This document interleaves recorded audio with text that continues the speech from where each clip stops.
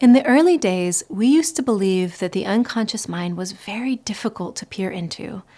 But all of that changed with the emergence of the experiential therapy movement, which showed that deep inner exploration can happen quite effectively and efficiently. In this video, I'd like to explore the history of the experiential movement, which has now created a rich umbrella of different therapies like IFS, coherence therapy, motion-focused therapy, and many more. I'll specifically be exploring how the emergence of both attachment theory and mindfulness allow this whole new way of working through offering a more direct route into the unconscious mind. So let's dive in.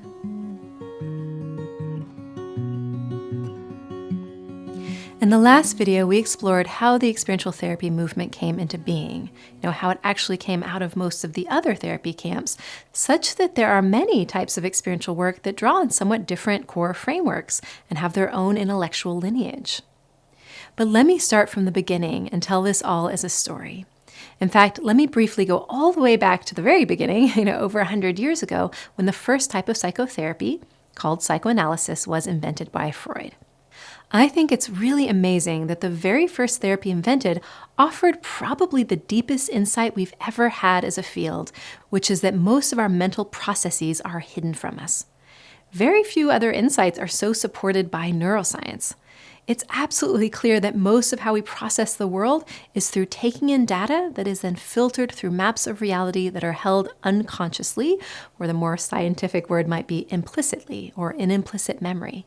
In other videos, I've tried to quickly get at this point through the metaphor of riding a bike.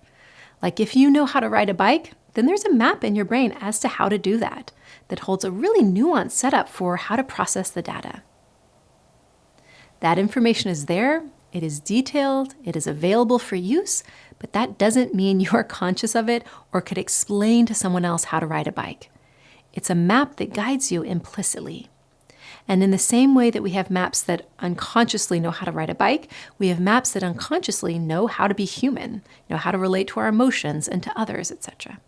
Okay, so Freud realized we have an unconscious mind, but of course, since he didn't have the neuroscience, he talked about it more poetically.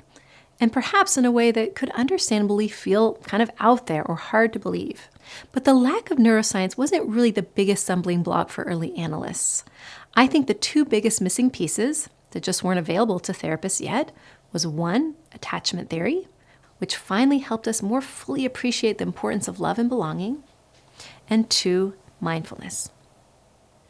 Now, attachment theory did come out of the psychoanalytic framework eventually, and is now a huge part of psychoanalytic or psychodynamic therapies. But originally, when analysts were exploring the inner drama of the unconscious mind, they didn't have attachment theory yet. They didn't realize that the main drive of our brain is to attach or bond with others, namely our parents. They thought the two main forces at play were sex and aggression. I mean, yeah, some of what our unconscious is having to figure out is how to manage our inner conflicts around our sexual and aggressive impulses, but that's not the main game in town. Most of our unconscious mind is navigating not sex and aggression, but love and belonging.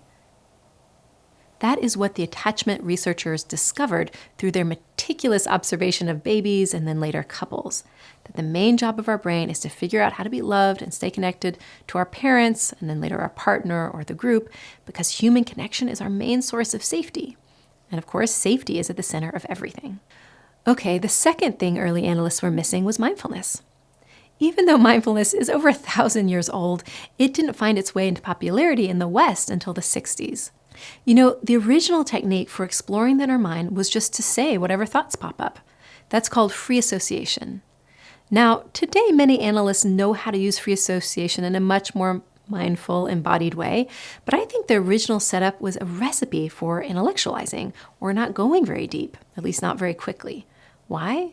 Because the therapists weren't actively stepping in to make sure the client was mindfully reporting on what was going on inside, versus just thinking or storytelling or staying in defensive explanations. Okay, so while the early analysts were brilliant in many ways, I think because they lacked attachment theory and mindfulness, the work they were doing was incredibly slow and long-term. Why would it go more slowly? Well, for one, if you don't understand attachment theory, it's hard to appreciate how sensitive we are to each other's signals around acceptance and how anxiety-producing it is for us to be around another person unless they are responding to us in a sensitive way. So that was a big problem for early analysts because they were purposely trying not to be too responsive or real. They were even sitting behind the client so as to not be seen. And I think that likely triggered a lot of anxiety, maybe even shame for their clients. And anxiety and shame, we now know through the brain research, are neural states from which it is nearly impossible to become deeply aware of ourselves. We touched on the science of that in the previous video, but the bottom line is, if we don't feel safe, it's hard to be self-aware. So when analysts were putting people in anxiety-producing situations, sort of on purpose actually, that did not help the unconscious mind to reveal itself. Now, the way they were understanding the mind was so brilliant that often some really deep work happened anyway. But it did usually happen across years. My parents were both in analysis 3 times a week for 8 years before they felt ready to have kids. For years, they spent my mom's whole income just on their combined analysis. Of course, it was probably still worth it, but I feel certain their healing could have been more efficient. Now, I will say there are plenty of people who do not care about that efficiency piece. That's sort of the psychoanalytic MO, is to luxuriate in the lifelong process of growth where there doesn't need to be a specific focus because the point is to simply have a more rich and flexible inner world. There's something romantic and beautiful about that. However, I do personally believe there is value in efficiency when it comes to the mission of ending suffering. So I really want to know what my client is wanting to change and stay focused right there. That's called therapeutic focus. And when you marry that kind of focus to deep, bottom-up inner exploration, you can actually achieve deep and transformational change in a more short-term time frame. All right, so back to our story. We have this brilliant psychoanalysis, which is one of the most impressive things humanity has ever created, especially given that it didn't have a lot to rest on. But because of some essential missing pieces around understanding the importance of safety, particularly interpersonal safety, and the value of mindful inner listening versus just reporting on thoughts, not to mention just the unfocused nature of it all, the process was just very slow. And in the 60s, people were fed up with that, which is totally fair. So a group of researchers called behavioral psychologists, the ones who had been studying rats in the lab, made their own version of therapy called behavior therapy. Their mission was just to modify behaviors. They didn't care about the inner world at all. Forget about the unconscious mind. Even conscious thoughts were like too internal or subjective. Now, they did pretty quickly open their doors to monitoring thoughts, thereby birthing CBT, or cognitive behavioral therapy. But the overall gist of CBT couldn't be more opposite from psychoanalysis. And that's not surprising, given that it was in many ways a backlash against spending so much time trying to explore the inner world with no immediate results to show for it. Now, the swing towards CBT was kind of interesting because, yes, the critique that analysis took too long was valid. Also, there was a lot of ego involved in the psychoanalytic community at that time, like they were these lofty intellectuals who just were experts and shouldn't be challenged, etc. So it makes sense there would be a rebellion. However, in that rebellion, they kind of threw the baby out with the bathwater. They assumed because psychoanalysts weren't able to easily reveal the unconscious mind that it didn't exist. But it does. Psychoanalysts have always been right that we have an unconscious mind and that if we want deep change, it has to reach that level. However, just as psychoanalysts were saying, look, there's this unconscious mind, they were doing things to make the deeper mind go into hiding, like not attending to safety or offering enough warmth. Again, they just didn't have access to a few key pieces, namely understanding the importance of safety and the power of mindful inner awareness. Okay, on with our story. In the 60s, there was a huge backlash, but not all people who got fed up with analysis jumped onto the CBT train. Many of them were still interested in exploring the mind and people's experience of life. They just didn't feel married how analysts were doing it. So all these new forms of therapy were invented, usually around some new insight about how the mind works, because finally people felt empowered to have other insights. There was suddenly person-centered therapy, which was exploring the possibility that we naturally grow if given the right support. There was also Gestalt therapy and feminist therapy and systems thinking. There was existentialism, constructivism, all these new ways of exploring the human experience and what we need in order to have a meaningful life. Now, this emergence of ideas did go side by side with the hippie movement and the human potential movement, where people were just exploring the mind in all sorts of ways. Yes, including through drugs, which we're only now circling back to as a valid type of exploration, but also through group experiences. My parents were leading encounter groups and taking people into the woods to do therapy. So the 60s and 70s was just a really ripe time for intellectual discovery.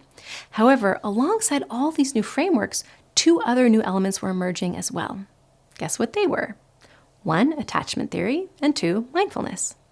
And attachment theory and mindfulness aren't owned by any one approach. Yes, attachment theory did come out of the psychodynamic lens, but it wasn't a type of therapy. It was just research on human development. And then obviously mindfulness can't be linked to any one form of therapy because it wasn't even discovered by psychologists. It was discovered by Buddhists. In other words, as all these new insights as to how the mind works were creating these new camps, these 2 other new realizations around the importance of human attunement and safety through attachment theory, as well as the importance of mindfulness, were sort of reaching across all of the camps such that a certain number of people in each camp used them to find ways to deepen what was possible to do within their frame. And that created a shift toward more experiential ways of working. Most people did not go along with that shift and still have not, but a subgroup from many of the large frameworks did, and they worked hard on developing new models from the 60s through the 80s and even the 90s, such that by the 90s, we had all these new experiential approaches coming from all of the other various camps. And when we take all of those together, they create a whole new umbrella of therapy called the Experiential Therapies. By the way, as an aside, the way I just described, attachment theory and mindfulness as being the galvanizing agents does sort of leave out of the story the contributions of 2 really central figures, Carl Rogers and his student Eugen Gendlin. Rogers was a resounding voice in our field, pointing out that we should probably be kind to our clients, and his teaching that predated attachment theory. So the idea that safety and kindness matter wasn't only realized through attachment theory, it's just attachment theory really nailed down the scientific evidence and helped us understand more around the importance of safety and connection as a part of human growth. But Rogers' example, among others like Winnicott, Kohut, Satir, were really key in supporting that shift. In addition, Rogers had a student, who was actually a philosopher, named Eugen Gendlin, who was studying the nature of thought and the space just before thoughts emerged, and how to develop an inner focus that allows our mind to open to new ahas. They called that work focusing. And focusing, while somewhat different than mindfulness, is also about internal listening. And it too had a big impact on the experiential movement.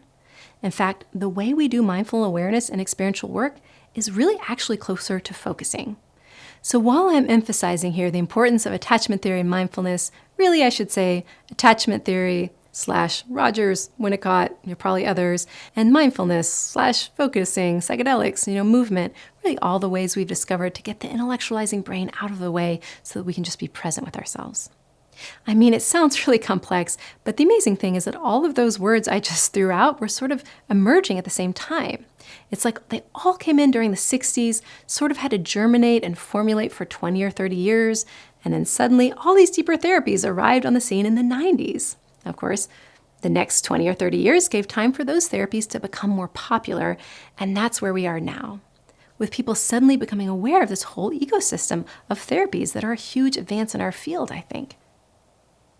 We still don't learn about them in graduate school, but once out in the real world, these are the kinds of therapy most new therapists are excited to study. Up until recently, there were over 10,000 people on the wait list to go through the core IFS training. And man, there are even more clients who are just searching for therapists who can do this kind of work. Why? Because experiential techniques provide us the chance to actually peer into our inner mind and work to make shifts that are foundational rather than simply learning to manage symptoms, while doing so in a reasonably short-term manner. And that is a powerful thing to offer. All right, thank you for staying with me. So far in this series, we've gone over some of the science and some of the history. And in the next 2 videos, I'll be giving examples of what these techniques can look like in practice. So please stay tuned. Welcome, friend. Thank you so much for watching. If you are liking my content, I would so appreciate it if you're willing to like or subscribe to my channel. Thank you so much.